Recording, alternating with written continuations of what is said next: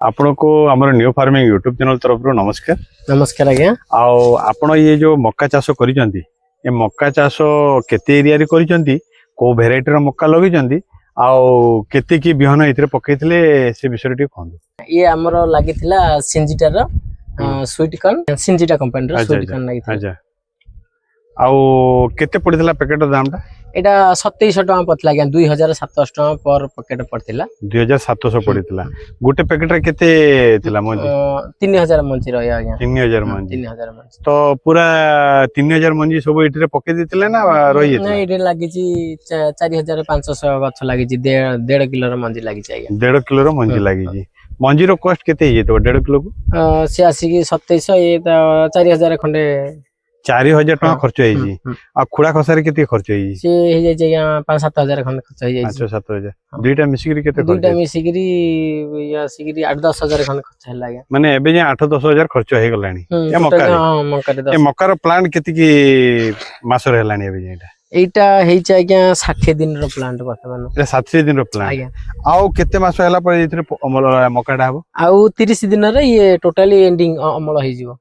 30 दिन रे मक्का अमल हे जिवो। गोटे प्लांट केतेटा मक्का होय? गोटे प्लांट रे दुईटा मक्का हुए किंतु गोटे तो बिक्री उपयोगी जोटा की बड़ बड़ मार्केट को बड़ सिटी मानू जाय बड़ मक्का।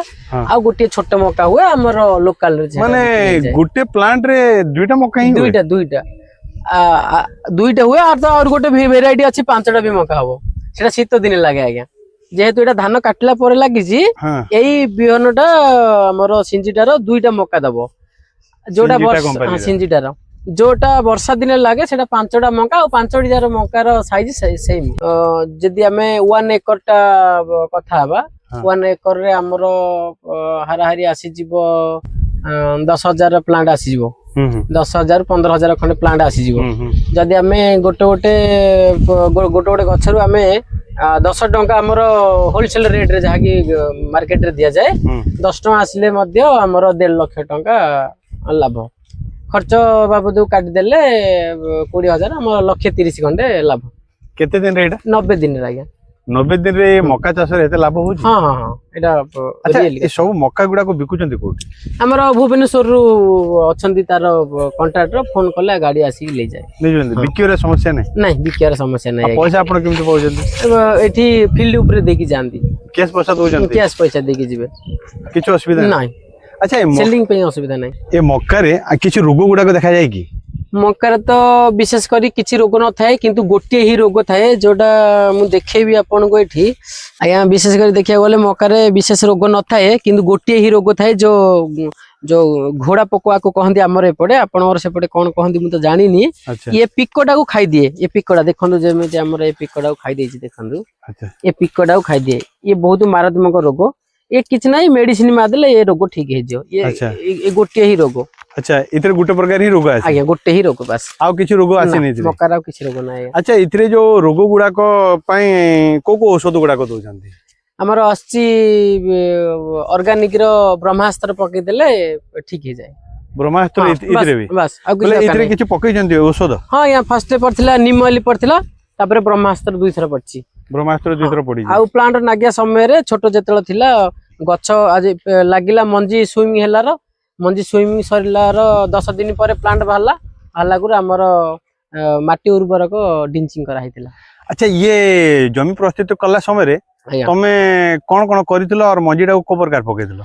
हां फास्ट तो मु गोबर खत 4 टली पकेगिरी चाष कर देथिल भल भाबरे गुंड चाष कला परे हमर अल्प पानी छिंची देथिल जेहेतु जमीटा पाग नथिला। पानी छिंचिला परे ता 2 दिन परे मंजी स्विमिंग करथिले डायरेक्ट। अच्छा डायरेक्टली ता मंजी जेतेले पकेले प्लांट केते मास रे बाहरला? एटा हमरो 10 दिन परे प्लांट बाहर लागे मंजी रु गजा है कि 10 दिन परे गछडा। गोटे एकर जने चाष करबो मक्का चाष हारारी केते खर्च हो? हाराहारी 30,000 खन खर्च हो। 30,000 खर्च हो। ए 30,000 रे मेडिसिन पत्र किछ लागिबो कि? नहीं या सेथिरे ही सब अछि। 30,000 ही सब टोटली। केते मास रे मक्काटा बाहरी जे? ये 90 दिन आज्ञा। 90 दिन रे बाहरी जाए। 90 दिन रे बाहरला परे मक्काटा पूरा टाइट थाए ना टिके नरम थाए और टुडंती? ना ये तो स्वीट कॉर्न आपण मंजीटा को चिपिला परे बे तो बाहर नी हमर ये 60 दिन रहला ହଁ, ତଥାପି ଗୋଟେ ଗୋଟେ ବାହାରିଲାଣି ମୁଁ ଆପଣଙ୍କୁ ଦେଖେଇବି ଏବେ ଛୋଟ ଅଛି ଏଇଠି ଏ ଛୋଟ ଅଛି ଏବେ ବାହାରିବ ହଁ। ଆମର ଏଟା ସୁଇଟ କର୍ନ ଏ ମଞ୍ଜିଟାକୁ ଚିପିଲେ ଯଦି କ୍ଷୀରଟା ତାର ବାହାରିଲେ ସିଏ ପରଫେକ୍ଟ ମାର୍କେଟିଂ ପାଇଁ ଓକେ ଆଚ୍ଛା କ୍ଷୀରଟା ବାହାରିଲେ ପରଫେକ୍ଟ ମାର୍କେଟିଂ ପାଇଁ ରେଡି ମାର୍କେଟିଂ ପାଇଁ ହେଇଗଲା। ରେଡି ହେଇଗଲା ତାପରେ ତାକୁ ତୋଳିକିରି ସାଙ୍ଗେ ସାଙ୍ଗେ ବିକ୍ରି କରୁଛନ୍ତି ନା କିଛି ଦିନ ରଖିକିରି ବିକ୍ରି ନାଇଁ ଇଏ ଆମର 20 ଦିନ ପର୍ଯ୍ୟନ୍ତ ତାର ଟାଇମ ଅଛି ସେ 20 20 ଦିନ ଭିତରେ ହିଁ ଆପଣଙ୍କୁ ପ୍ଲାଣ୍ଟ ଭାଗିକିରି ମକା କ୍ଷେତି ଖାଲି ଖାଲି ଖାଲି କରିବାର ଅଛି ଖାଲି କରିବାର ଅଛି। ଗୋଟେ ମକା ହାରାରି କେତେ ଟଙ୍କାରେ ଯାଏ? ଏଇଟା ଆପଣ ତ ଲୋକାଲ ରେ ବିକିଲେ 15 ଟଙ୍କା 18 ଟଙ୍କା 20 ଟଙ୍କା କି ବିକୁଛନ୍ତି କିନ୍ତୁ ଆମେ ତ ଭୁବନେଶ୍ୱର ଯେହେତୁ ବଡ ଗୋଦାମକୁ ଦଉଛୁ ଆଜ୍ଞା ମାକ୍ସିମମ୍ ଏଇଠୁ ଗୋଟେ ମକା 9 ଟଙ୍କାରୁ 10 ଟଙ୍କା ଭିତରେ ଦିଆଯାଏ 9 ଟଙ୍କାରୁ 10 10 ଟଙ୍କା। ଟଙ୍କା ତ ଗୋଟେ ଏକର ଯଦି ଜଣେ ଲଗେଇଲା ଆଜ୍ଞା କେତେ ଟଙ୍କାର ମକା ପାଇବ? ସେ ଆଜ୍ଞା ପଇସା ବିଷୟରେ କଥା ହବା ଆଜ୍ଞା ଆଜ୍ଞା। 1.5 ଲକ୍ଷ ଟଙ୍କା ପାଇବେ 1.5 ଲକ୍ଷ ଟଙ୍କା ପାଇବ। ତା ଭିତରୁ 30,000 ଟଙ୍କା ଖର୍ଚ୍ଚ ମାଇନସ କରିଦିଅନ୍ତୁ ଖର୍ଚ୍ଚ କାଟିଦେଲେ ଲକ୍ଷେ 20 ଆଜ୍ଞା। 1,20 ଟଙ୍କା ବଚିବ। ହଁ, ଏଇଟା କେତେ ମାସରେ ବଚିବ? 3 ମାସରେ ଆଜ୍ଞା 90 ଦିନ 90 ଦିନରେ 1,20,000 ଟଙ୍କା ବଞ୍ଚୁଛି। ନିଶ୍ଚିତ ଆଜ୍ଞା ଆଚ୍ଛା ଏଇଟା ବିକ୍ରିରେ ମାର୍କେଟିଂ ରେ କିଛି ସମସ୍ୟା ଦେଖାଯାଉଛି କି? ନାଇଁ ଆଜ୍ଞା ସୁଇଟ କର୍ନ କୁ ମାର୍କେଟିଂ ସମସ୍ୟା କିଛି ନାହିଁ ଆପଣ ଯୋଉଠି ବି ଚାଷ କରନ୍ତୁ ମାନେ ବଡ ବଡ ବେପାରୀ ଅନେଇକି ଅଛନ୍ତି ନେବା ପାଇଁ ନେବା ପାଇଁ। ହଁ ତାହେଲେ କାହିଁକି ତାକୁ ଅଧିକ ମାତ୍ରାରେ କାହିଁ ଚାଷ କରୁନାହାନ୍ତି କାହିଁକି ଲୋକ? କାରଣ ଲୋକଙ୍କର ଏଇ ଗୋଟେ ଜାନକାରୀ ଅଭାବ ଆଜ୍ଞା ନଲେଜ ଅଭାବ। ନଲେଜ ଅଭାବ ଆଚ୍ଛା ତାକୁ ଲଗେଇବା ପାଇଁ କିଛି ପ୍ଲାନ୍ କରିବାକୁ ପଡେ ନା ଏମିତି ଯେମିତି ଡ୍ରପଲି ଏମିତି କୁଡି ଖୋସା ଖୋଳା କରିକି ତାକୁ ପକେଇଦେଲେ ହେଇଯାଏ?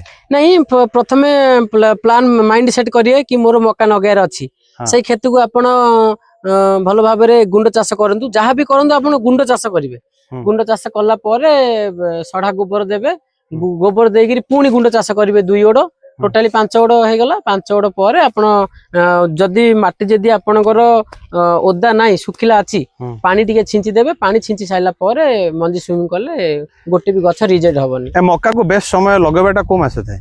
ମକାକୁ ଆପଣ ବର୍ଷ ସାରା ଯୋଉ ସମୟରେ ବି ଲଗେଇ ପାରିବେ ଏଟା ବର୍ଷ ସାରା ହୁଏ? ବର୍ଷ ସାରାର ଫସଲ ଆଜ୍ଞା ବେଷ୍ଟ ମାସ ଏଇଟା କୋଉଟା ଥାଏ ଯୋଉ ବେଷ୍ଟ ଭଲ ରେଟ୍ ବି ମିଳେ?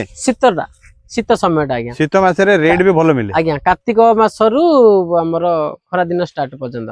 ଆଚ୍ଛା ରେଟ୍ ଭଲ ମିଳେ ଆଉ ପ୍ଲାଣ୍ଟ ବି ହେଲ୍ଦି ଥାଏ। ହେଲ୍ଦି ରହେ କିନ୍ତୁ ଦେଖିବାକୁ ଗଲେ ଆପଣ ବର୍ଷ ସାରାକୁ ଚାଷ କରିପାରିବେ। ବର୍ଷ ସାରା ବର୍ଷ ସାରା ମକା ଗୋଟେ ଏମିତି ଫସଲ ଆଜ୍ଞା ଆପଣ ବର୍ଷ ସାରା ଆପଣ ଆରାମ ସେ ବିନ୍ଦାସ ଚାଷ କରିପାରିବେ। ଆଚ୍ଛା ଏଇଟା ଯେତେବେଳେ ଲଗଉଛ ଏଥିରେ ପ୍ଲାଣ୍ଟ କୁ ପ୍ଲାଣ୍ଟ ଦୂର କେତେ ଦଉଛ ମଞ୍ଜି ପକଉଛ? ଏଇଟା ଆଜ୍ଞା 6 ଇଞ୍ଚ ପ୍ଲାଣ୍ଟ କୁ plant 6 inch line to line ଆଜ୍ଞା 2 ଫୁଟ ରହିବ। ମାନେ ଏଇଟା ହଉଛି 2 ଫୁଟ ଆଜ୍ଞା ଏ plant to plant 6 inch distance line to line 2 foot ଆଜ୍ଞା ଡିଷ୍ଟାନ୍ସ ମାନେ ଆମେ ପାଣି ବତେଇବା ପାଇଁ ସୁବିଧା ହବ ଆଜ୍ଞା ଏଇଟା। ଆଚ୍ଛା ଆଚ୍ଛା ଏଇଟା ଏ ମାର୍ଚ୍ଚ ମାସରେ ଏଇଟା ଲଗେଇଛ ଆଜ୍ଞା ଏଇଟା କେତେ ଥର ପାଣି ଦଉଛ ମାର୍ଚ୍ଚ ମାସରେ? ଏଇଟା ମୋର ନାଗିଥିଲା ଜାନୁଆରୀ ମାସରେ ନାଗିଥିଲା ଆଜ୍ଞା ଫେବୃଆରୀ ମାର୍ଚ୍ଚ ଏବେ 2 ମାସ ଚାଲିଛି 2 ମାସ 7 ଦିନ ଖଣ୍ଡେ ଚାଲିଛି। ଏଇଟା ମାଟିର ମାନେ ବତରଟା ଦେଖିକିରି ଆମେ ଦବା ଏବେ ଦେଖନ୍ତୁ ଏବେ ମାଟି ଏବେ 3 ଦିନ ତଳେ ପାଣି ମଡା ହେଇଥିଲା ପାଣି ବତେଇଥିଲୁ ଏବେ ଓଦା ଅଛି ପାଗିଲା ପରେ ପୁଣି ଦିଆହବ ପାଣି। କେତେ ଦିନରେ ଥରେ ପାଣି ଦଉଛ ଏଥିରେ? ଏବେ ପାଣିଟା 5 ଦିନରେ ଥରେ ଦିଆ ହଉଛି 4 ଦିନ ଥରେ ଦିଆ ହଉଛି ଯେତେବେଳେ ମକା କାଖେୟ ମାନେ ମକାଟା ଯେତେବେଳେ ଫାଷ୍ଟ ଝୁଲଟା ବାହାରିବ ଆପଣ ପ୍ରତି 2 ଦିନରେ ଥରେ ପାଣି ଦିଅନ୍ତୁ। 2 ଦିନରେ ଥରେ ପାଣି ଦେବାକୁ ଖରା ଦିନର କଥା ବର୍ଷା ଦିନ ତ ଶୀତ ଦିନ ଆପଣଙ୍କୁ ଦରକାର ନାହିଁ। ଆଚ୍ଛା ଏଥିରେ ପାଣି କୋଉ ପ୍ରକାର ଦଉଛନ୍ତି? ମଟରରେ ପାଣି ପାଇବେ? ହଁ ମଟର ମାନେ ଓଦା ହେଲା ଯାଏ ଦଉଛନ୍ତି ନା ଓଦା କିଛି ହେଲା ସମୟ ଟାଇମ ଯାଏ ଲଗାଉଛି? ଓଦା ହେଲା ଯାଏ ମକା ଗୋଟେ ଏମିତି ଫସଲ ଆଜ୍ଞା ତାକୁ ପାଣି ଟିକେ ହେଭି ଆମାଉଣ୍ଟର ଚାहे ହେଭି ଦରକାର ପାଣି କମେଇ ଦେଲେ ମାନେ ମକା ଗ୍ରୋଥ କରିବନି ଦାନ୍ତୁରା ହେଇଯିବ ମାନେ ମଝିରେ ମଝିରେ ମଞ୍ଜି ନଥିବ ମଝିରେ ନଥିବ ମଞ୍ଜି ଦାନ୍ତୁରା ହେଇଯିବ। ଆଚ୍ଛା ଆଚ୍ଛା ତ ମକା ଚାଷ ଯଦି ଚାଷୀ ମାନେ ଏତେ ଲାଭ ମିଳେ ନ କରିବାର କାରଣ କଣ? ଖାଲି ନଲେଜ ଅଭାବ ନା ଆଉ କିଛି ଅଭାବ ଯୋଗୁଁ ସେମାନେ ମକା ଚାଷ କରନ୍ତି ନାହିଁ? ଆମର ତ ଓଡିଶାର ଚାଷୀ ମାନେ ଆଜ୍ଞା ଦେଖିଛନ୍ତି ତାମିଲନାଡୁ ସୁରତ ଗୁଜୁରାଟ ହାଇଦ୍ରାବାଦ ବେଙ୍ଗଲୋର ଏପଟେ ସବୁ ପଳାନ୍ତି ଯାଇକିରି ବେକାର ଯାଜନ ଖଟୁଛନ୍ତି। ଆମର ଏପଟେ ଆମରି କଥା ଆମେ କହୁଛୁ ଆଜ୍ଞା ବର୍ଷ ସାରା ମକା କରିକିରି ଆମେ ଏଇଟା ବର୍ଷକୁ 4 ଥର ମକା କରୁ ଖାଲି ମକାରୁ ଆମେ ଉଠେଇ ଦଉ ଆଜ୍ଞା 5 ଲକ୍ଷ ଟଙ୍କା ପ୍ରଫିଟ। ଆହୁରି ଅଲଗା ଫସଲ ତ ଅଛି ଆଜ୍ଞା। ଆଚ୍ଛା ମକାରେ ବେଶୀ ରୋଗ ସମସ୍ୟା ନାହିଁ ମକାରେ ଆଜ୍ଞା ବିଲକୁଲ ନାହିଁ ଏ ଗୋଟିଏ ସମସ୍ୟା ଇଏ ପିଲା ବତେଇଲେ ଏ ଯୋଉ ପିଲା ରୋଗ ଏଇଟା ବଡ ପୋକ ଆଉ କିଛି ନାହିଁ ନା ଇଏ 2 ଥର ଓଷ ମାରିଦେଲେ। ଆଚ୍ଛା ମକା ଚାଷ ପାଇଁ ଚାଷୀ ମାନଙ୍କୁ କଣ ଉପଦେଶ ଦେବେ? ଚାଷୀ ମାନଙ୍କୁ ଉପଦେଶ ଦଉଛି କଣ ଆଜ୍ଞା ମକା ଚାଷ କରନ୍ତୁ ନୋ ଡାଉଟ ଫେଲୁଅର ଚାନ୍ସେସ୍ ନାହିଁ ଖାଲି ମାର୍କେଟିଂ ଟା ଟିକେ ଦେଖିକିରି କରିବେ ମାନେ ଆଚ୍ଛା। କମ ରେ ବିକିବେନି ଆପଣଙ୍କଠୁ ବେପାରୀ ନେଇକି ଅଧିକ ଦାମରେ ବିକିବେ ହଁ। କିନ୍ତୁ ଚାଷୀ ଭାଇ ମାନେ ଛାନିଆ ହେଇଯାଆନ୍ତି ମୋର ମିଠା ମଙ୍କା ଟା 2 ଦିନରେ ଖରାପ ହେଇଛି ସେମିତି କିଛି ନାହିଁ 20 ଦିନ 25 ଦିନ ପର୍ଯ୍ୟନ୍ତ ଆପଣ କ୍ଷେତରୁ ଭାଙ୍ଗି ଭାଙ୍ଗି ବିକି ପାରିବେ ମାନେ କ୍ଷେତରେ ଯଦି ବେଶୀ ଦିନ ରହିଲେ ତ ହାର୍ଡ ହେଇଯିବ ନାଇଁ ହାର୍ଡ ସୁଇଟ କର୍ନ ଟା ହାର୍ଡ ଜଲ୍ଦି ହୁଏନି ଜଲ୍ଦି ହୁଏ ନର୍ମାଲ ମକା ଟା ହାର୍ଡ ହେଇଯାଏ ସୁଇଟ କର୍ନ ଟା 1 ମନ୍ଥ ପର୍ଯ୍ୟନ୍ତ ରହିବ ଆଚ୍ଛା ତୁଡ଼ିକି ରଖିଲେ ବି ହାର୍ଡ ହବନି ନାଇଁ ଆଜି ତୋଲଲେ କାଲି ନେଇକି ମାର୍କେଟିଂ କରିଦେବେ ଆଚ୍ଛା ନାଇଁ ସମସ୍ୟା ମାର୍କେଟିଂ ର ଚାଷୀ ମାନଙ୍କୁ ହୁଏ ଆଜ୍ଞା। ବହୁତ ଗୁଡେ ଚାଷୀ କୁହନ୍ତି କି ମାର୍କେଟିଂ ର ସମସ୍ୟା ହଉଛି ଆଜ୍ଞା ଯଦି ମାର୍କେଟ ରେ ଯଦି ସମସ୍ୟା ହେଲା ସେ ଚାଷୀ କୋଉଠି ଏମିତି ବିକ୍ରି କରିବ ଯେ ଭଲ ରେଟ୍ ପାଇବ ଆଉ ଜଲ୍ଦି ତାର ସେଲିଂ ହେବ ଦେଖନ୍ତୁ ନର୍ମାଲ ମକାର ମାର୍କେଟିଂ ସମସ୍ୟା ଅଛି କିନ୍ତୁ ଇଏ ଯେହେତୁ ସୁଇଟ କର୍ନ ର କୌଣସି ପ୍ରକାର ମାର୍କେଟିଂ ସମସ୍ୟା ନାହିଁ ଯେମିତି ଆମେ ବିକିବା ପାଇଁ ମାର୍କେଟିଂ ଢୁଣ୍ଡୁଛନ୍ତି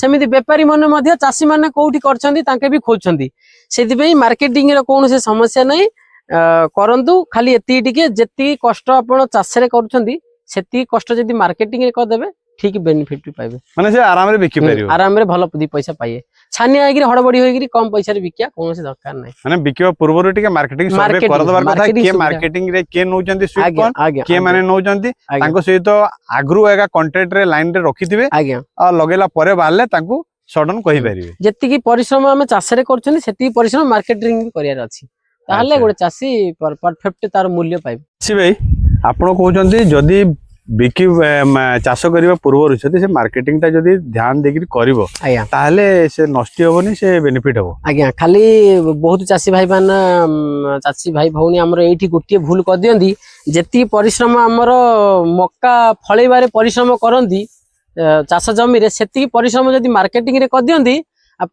ମାନେ ଟପ୍ ବେନିଫିଟ ପାଇବେ ଭଲ ପଇସା ପାଇବେ ଠିକ ଅଛି ସଠିକ ମୂଲ୍ୟଟା ଆମେ ଜାଣିପାରିବେ ଯେ କୋଉଠି କଣ ଆଚ୍ଛା ଆଚ୍ଛା ଠିକ ଅଛି ଚାଷୀ ଭାଇ ଆପଣ ଆମକୁ ମୂଲ୍ୟବାନ ସମୟ ଦେଲେ ସେଥିପାଇଁ ବହୁତ ବହୁତ ଧନ୍ୟବାଦ ଆପଣଙ୍କୁ ଧନ୍ୟବାଦ ନମସ୍କାର।